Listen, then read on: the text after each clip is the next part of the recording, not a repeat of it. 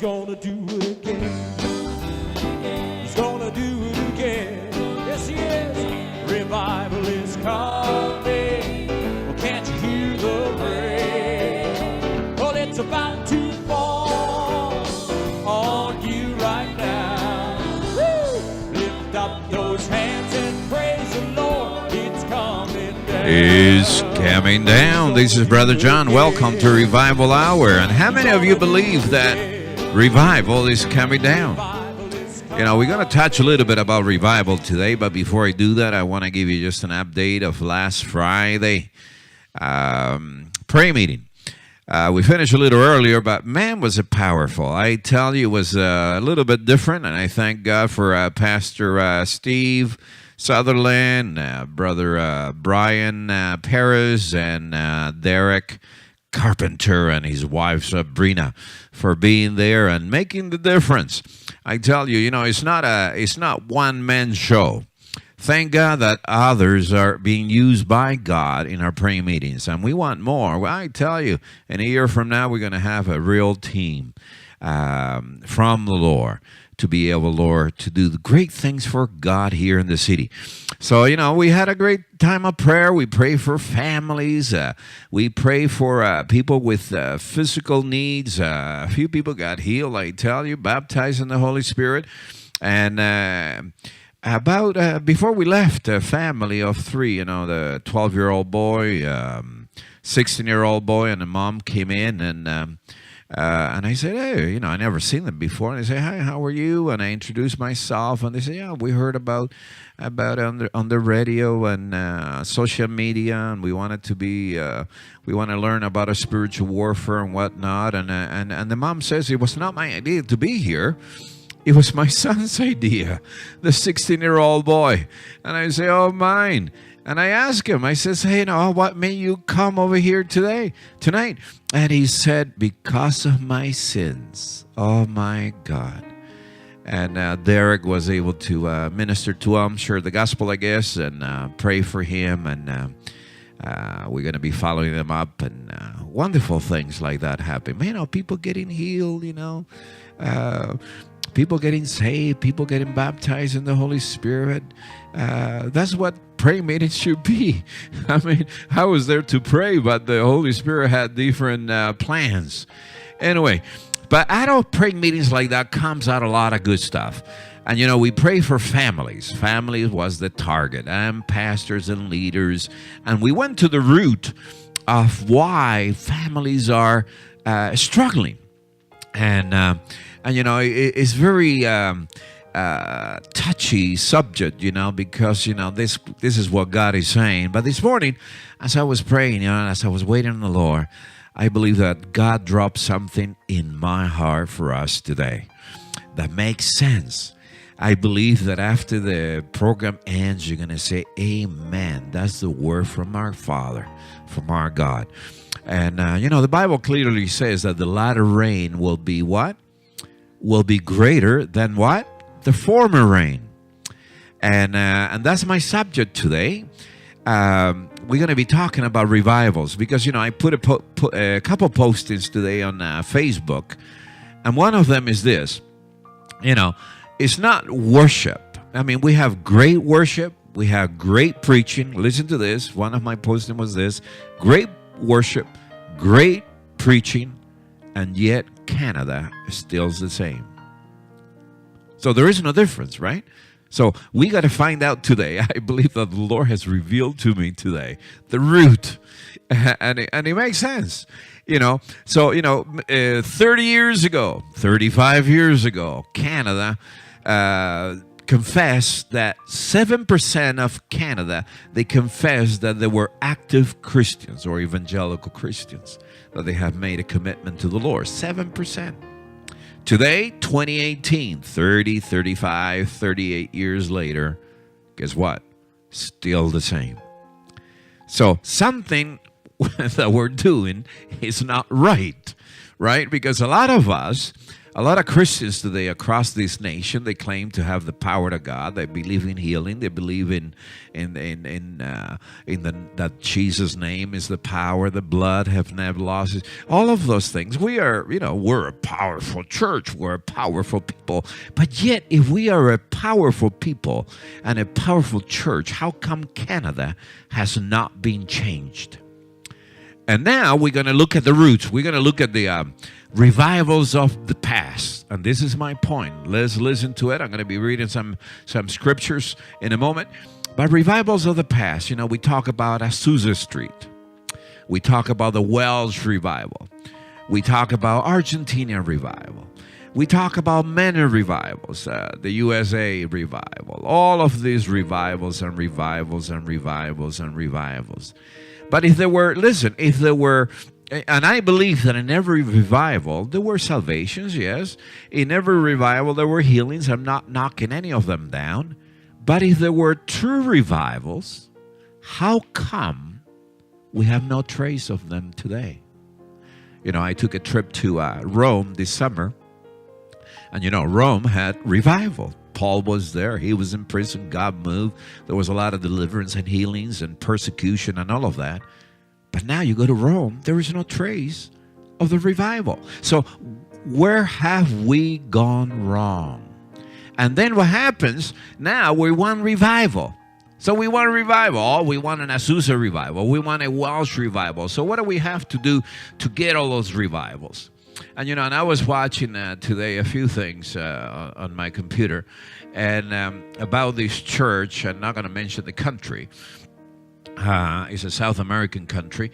And they went from a small church to a bigger church, then to a bigger church and another bigger church and another, where they had thousands of people, but one leader. One person preaching and his wife. And one person praying for the sick. Were there healings? Of course. Were there deliverance? Maybe. Were there salvations? Probably. Of course, there were salvations. Did it change the course of that nation? No. And that's my point today. So I'm going to read a few scriptures and then we're going to go to the point, okay? So here in Job chapter 8, verse 7, it is written, though thy beginnings was small, yet thy latter end shall greatly increase. Your latter years will be greater than your former, I believe. God is about to blow our minds. I believe that. I believe, and I can probably put my name on it, that within a year here in the HRM, here in Nova Scotia, here in the Maritimes, we're going to experience a move of God. Is it because of Revival Hour? No, but I believe that we'll have part of that because we're paying a price on our knees and we're believing God for great things. And, and as I mentioned last week, I have no fear, and it's great. When a soldier goes to war with no fear, there is no fear of death. There is no fear of being accused. There is no fear of persecution. There is no fear of anything. And then when we have no fear, then we're able to say things that God wants us to say with no fear. Because when we fear men, then we limit ourselves to how much information or how much of the Word of God we're going to talk about. So I have no fear. And, coming back from Cambodia a couple weeks ago, 3 weeks ago, whenever I came back, and to see a church with limited resources, to have 200 churches. 200 churches. And the word of the pastor was, we're not raising this church to be a Sunday morning service church. We're raising disciples. And we're training disciples, and we send them across this nation. My God, if they can do it, how come we're not doing it? So he says, your latter years will be greater than your former. And I believe that God is about to blow our minds. And the next half of your life will be supernatural. In fact, I'm reading a post over here. The supernatural is becoming your new natural. I like that. And the impossible is possible. So I believe that there's going to be a shift. I believe that it's going to be a turnaround. And I've been preaching about that there will be a distinction for those that are doing something right and for those that are not doing something right. There will be a distinction because the Bible says that by their fruits you should know them. But let me read a couple more scripture before I get to the point. Haggai chapter 2 verse 9 from the Amplified Bible. That's Haggai, and he says in verse 9, it says, the latter glory of this house will be greater than the former, says the Lord of hosts. And in this place I shall give the ultimate peace and prosperity, declares the Lord of hosts. So that, we're talking about that the latter will be better than the former. So we're going to find out why the former was lesser than the latter. So that's my point today. Psalm 102, verse 13. It says, you will arise and have pity on Zion. It is time to favor her. The appointed time has come. I believe that we're living in the appointed time for the HRM. I believe that we're living in the appointed time for the Maritimes, for Atlantic Canada, and for Canada. I believe that. But we need to rise above everything, give ourselves to God, and hear what the Spirit of God is saying. And I believe that if you open up your spiritual ears, forget about Brother John. Brother John is just a vessel that God uses to speak his word, because I have no fear of man.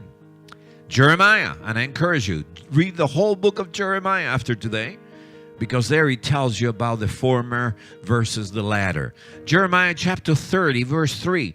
For behold, days are coming, declares the Lord. Oh, I like that. Days are coming, declares the Lord, when I will restore the fortunes of who? Of my people, Israel and Judah, says the Lord. And I will bring them back to the land that I gave to their fathers, and they should take possession of it. Aren't you tired of being robbed? Aren't you tired by living in lack?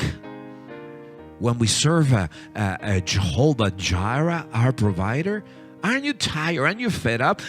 We have to go to the root. We have to go to the root and say, God, why are we in the mess that we're in? Why we're not advancing? Why we're not winning Canada for you?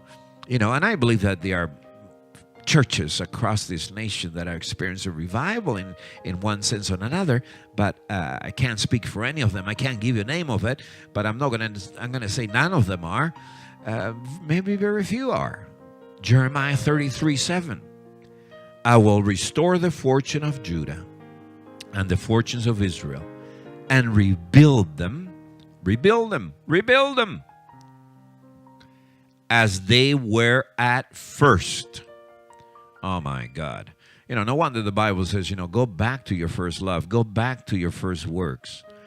I believe that God wants to restore us to the right place, to be in the right place with Him, where we have all the abundance of God, but at the same time, when we obey God 100%.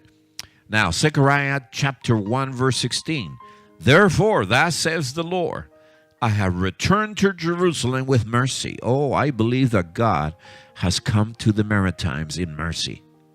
My house shall be built in it, declares the Lord of hosts, and the measuring line shall be stretched out over Jerusalem. Oh, my God. So I want to read more scripture, have more here, and then I'm going to go to the point. And then I want you to, if you agree to the point that I'm bringing across here today, I want you to pray about that. Pray that in your home, in your family. Pray for your church and your pastors and your leader, your city, your province, and your nation. Joel chapter 2, verse 25 to 32. I like this one here. It says, and I will compensate you for the years that the swarming locust has eaten. The creeping locust, the stripping locust, and the gnawing locust, my great army, which I sent among you. And then he says, you will have plenty to eat and be satisfied. Oh, hallelujah.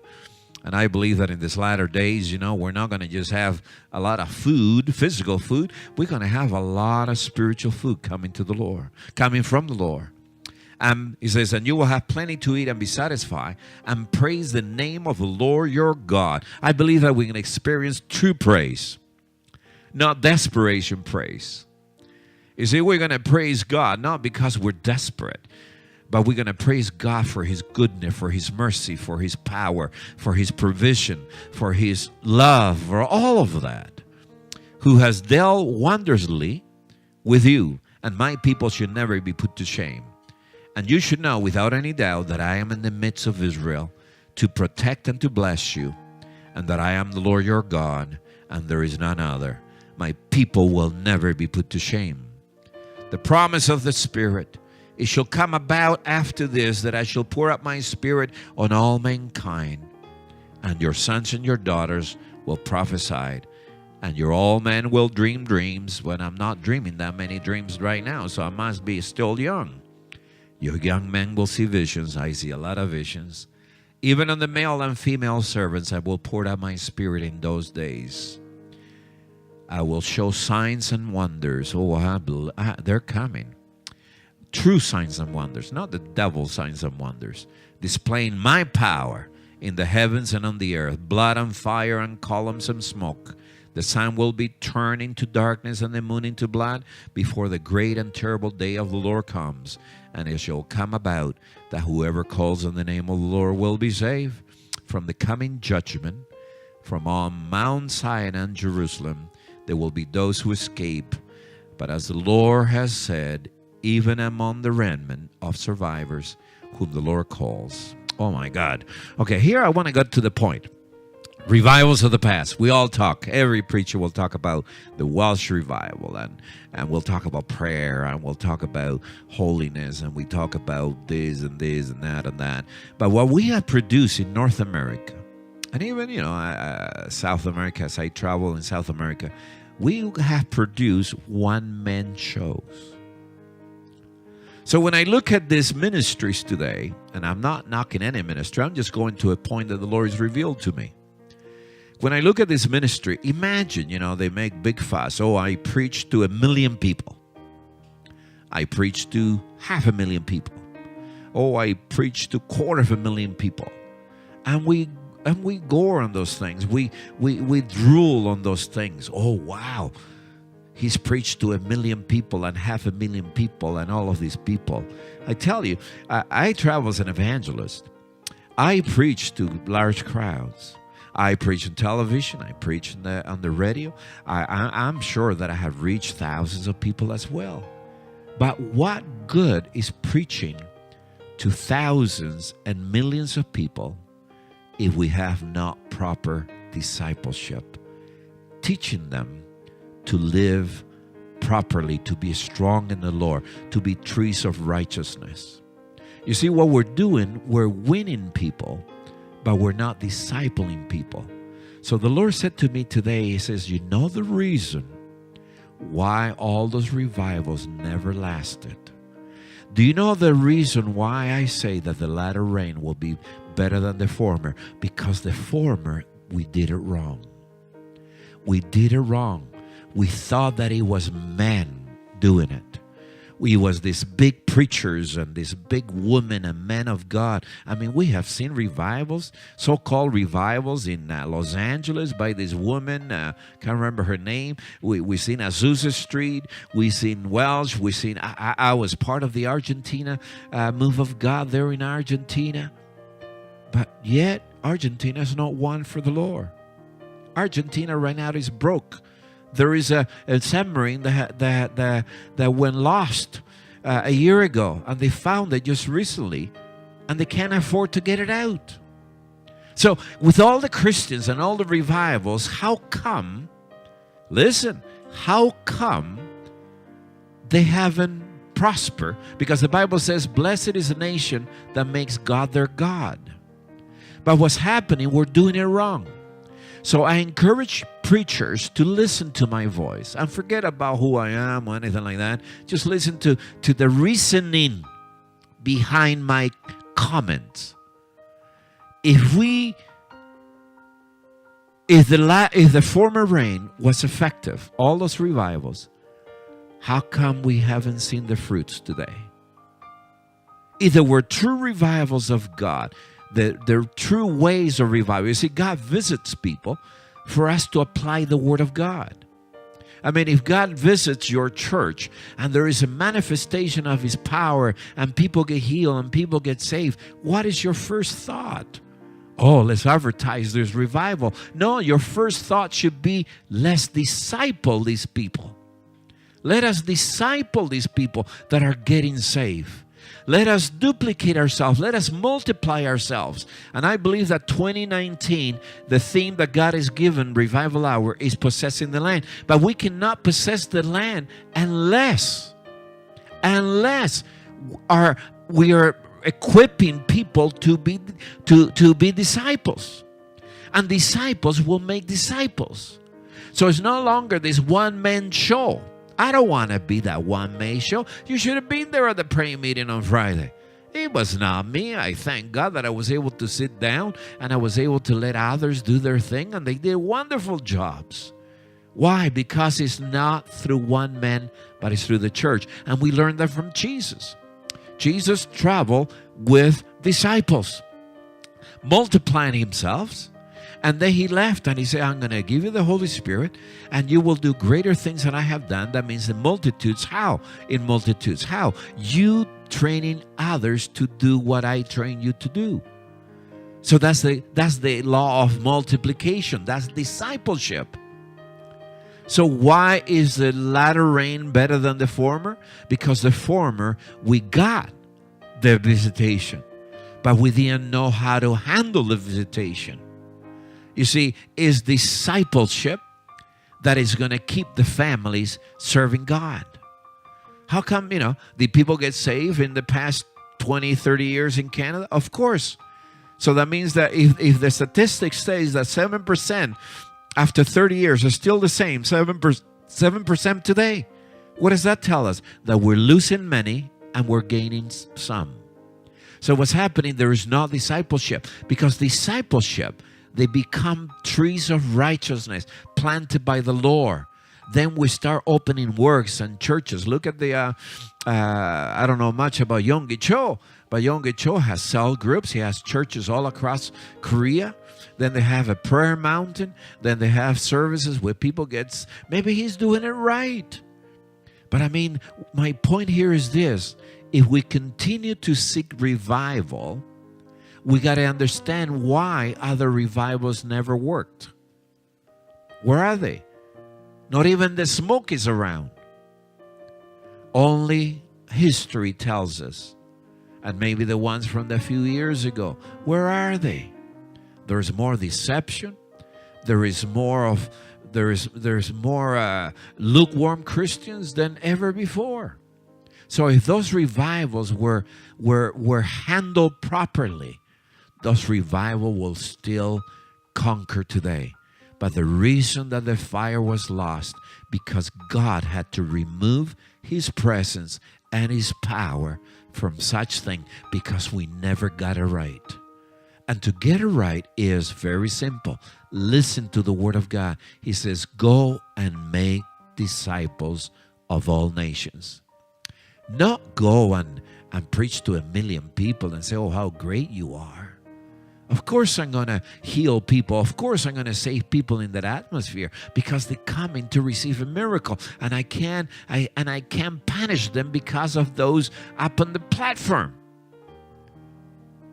But where are they? Africa. I mean, we have preachers that have been going to Africa for so many years. How come Africa is not all one for God? How come Argentina is not? How come the UK? How come England? How come Welsh? How come all of those places are not the South American countries, Central American countries that experience a revival? Why are their countries not one for the Lord? Because along the way we lost the fire. How?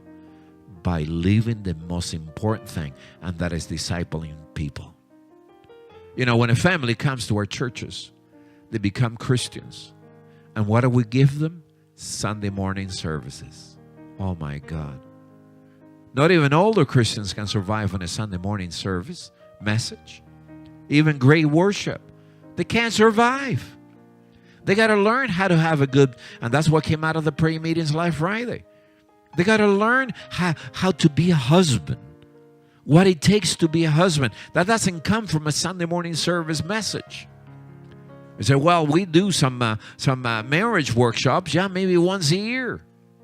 So the husband, the family that becomes Christians today, they have to wait until that workshop or that retreat once a year to learn. By then, they have gone through hell and back. I meet with families today that they're going through hell. Their kids are going through hell. Husbands and wives, they're fighting. Their homes are divided. And there is no discipleship. So the root of the problem starts in the body of Christ. Ephesians chapter 4, the Bible says, you pastors, you leaders, you prophets, and instead of trying to look good and draw the attention to yourself, train the people for the work of the ministry. Pastors are challenging you. If you want true revival, if you want a visitation of God, think like Christ. It's all about discipleship. When you have new families coming in, right away, baptize them. Let them bury their old self. Let them bury the old life. Let them come out new with the life that Christ has given them. The Bible says that the enemy has come to kill, destroy, to deceive, to lie, to all of that. But he says Christ has come to give us abundant life. It says to them that receive them, they receive power to become the sons of God. All things are passed away. Behold, all things are become new. But you know what? The all is not past. The all is still there because there is no discipleship in our churches. Shame on us as leaders. And that's the reason that Revival Hour now wants to do something for the city. We can't do everything. We're not it. We're just part of whatever God wants us to do. But at least we're listening. And we're understanding, and that's the reason that God is revealing these things to us. That the reason that the latter rain will be better than the former rain is because the latter rain did not work because it was based upon men, upon these big preachers. But these big preachers, they fail to train the body. And churches fail to train the body of Christ. So if you have families, what are we doing? A young person comes in, an extra guy comes in. Are we ready to disciple them? You can't wait a month, 2 months, 3 months to disciple these people. You got to disciple them right away. The thrust of the vision of your church must be discipleship. All disciple. Sunday morning discipleship. Sunday night, Monday, Tuesday, Wednesday, Thursday, Friday. And you pastors, you leaders, it will be better for you because you're multiplying yourself. And shame on you that you're afraid that somebody will preach better than you. If they preach better than you, that's better for the kingdom of God. We got to see the body of Christ. We got to see our churches in the same way as a business. We got to say why we're not producing what we're preaching, right? If you're producing rice and you're not selling rice and you're not have enough rice, then you got to go to the bottom and says, why we're not selling, why we're not producing proper rice, why we're not doing this, and then you're going to make changes. So we are preaching Christ. And we're producing disciples. If we're not, we got to get back to our knees and say, God, show us. And God will show you. And what God will say is nothing new. What God will say is the word of God. Multiply yourself. Do as I did. I walked with them. I showed them. They saw me. Show them. Teach them how to have strong families. Because the strength of a nation is a strong homes. Strong husbands, strong wives, strong marriages, strong single parents, strong singles. But how can they be as strong if we as churches, we're failing them? Shame on us. But you know what? Revival Hour is on track. We want to disciple people. Yeah, we don't have a building yet. We don't have anything. January the 13th, we're starting every Sunday night from 5 to 8. And we want to make disciples.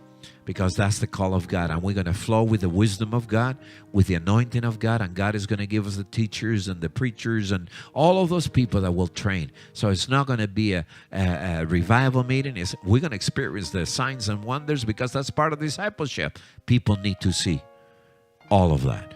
So anyway, I hope you received it. And if you say amen, Brother John is right today, get on your knees, pray, repent, and pray for your church and start discipleship. If you're a pastor and leader, you need to hear this. And if you're a sheep there in the church, take this message and send it to your pastor and tell them this is the reason that we're not winning our cities and making an impact in our region. In Jesus' name. God bless you. I love you. And we'll continue to fight. Revival Hour is fighting for you. Fighting for our friends. Fighting for those that like us. And fighting for those that don't. In Jesus' name. Amen.